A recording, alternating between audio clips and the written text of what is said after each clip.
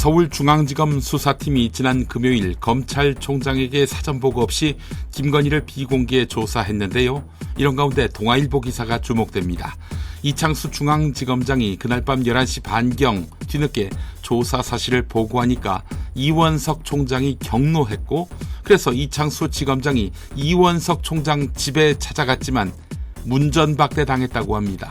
충격적인 사실은 조사 당일 경호처 청사에서 검사들이 경호처 직원에게 휴대전화를 내놓고 조사했다는 점입니다. 김건희는 조사 사실이 외부에 알려지면 그냥 나갈 것이다, 이렇게 엄포를 놓았다고 하는군요. 엎드려 조사받은 것입니다.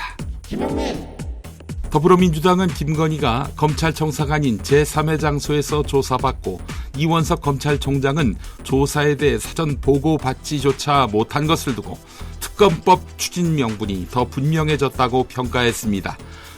조국혁신당 대표도 김건희가 한국판 측천무후냐라고 비난했습니다. 국민의힘은 공식 입장을 내놓지 않고 있습니다. 그런데 유승민 전 의원은 사람에게 충성하지 않는다던 윤석열 검사는 아내에게는 무조건 충성하는 희대의 잘못된 사랑꾼이 됐다라고 조롱했습니다. 11월 미국 대선을 석 달 남짓 앞두고 조 바이든 대통령이 미국 대선 후보직을 전격 사퇴했지요. 불과 4살 더 많은데도 고령이라는 약점이 두드러졌지요. 불거진 당내 자격 시비를 끝내 극복하지 못했습니다. 특히 암살 위기에서 천운으로 기사회생한 트럼프 경쟁 후보의 기세도 감당하기 버거웠습니다. 그래서 바이든에 의해 지명된 해리스 부통령, 흑인에다 여성이란 말이죠. 검사 출신이고요. 민주당은 60세의 검사 출신과 78살의 중범죄자의 대결 구도를 만들 구상입니다. 국민의힘 차기 당대표를 선출하는 전당대회가 오늘 열립니다. 과반 득표자가 나오지 않으면 1, 2위 득표자를 대상으로 결선 투표를 거쳐 다가올 일요일 당대표를 최종 선출합니다. 하지만 이번 선거전이 역대 최악의 폭로 비방전으로 흘렀지요. 누가 되든 전당대회 이후가 더 걱정이란 말이 나옵니다. 종료된 당원 투표율은 최종 48.51%인데요.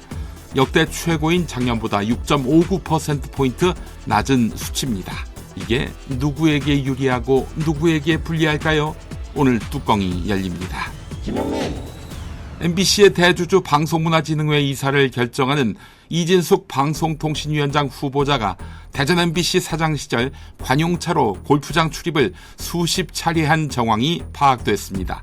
이용한 날 다수는 휴일이었는데요.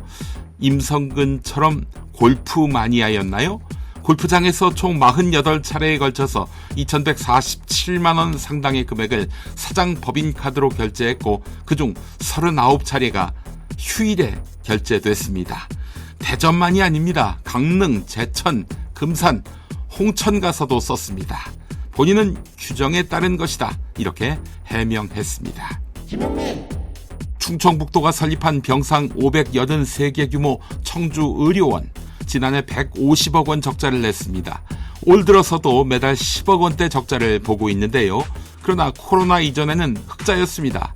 그러다가 사태가 터지고 정부가 이 의료원을 감염병 전담병원으로 지정하면서 외래 진료를 기존의 20% 수준으로 축소했고 병동 환자의 90% 이상을 다른 병원으로 전원시키면서 직접 타격을 받았습니다. 충남 천안의료원 등 지자체가 설립한 전국 지방의료원 35곳이 이와 비슷합니다. 대책이 시급해 보입니다.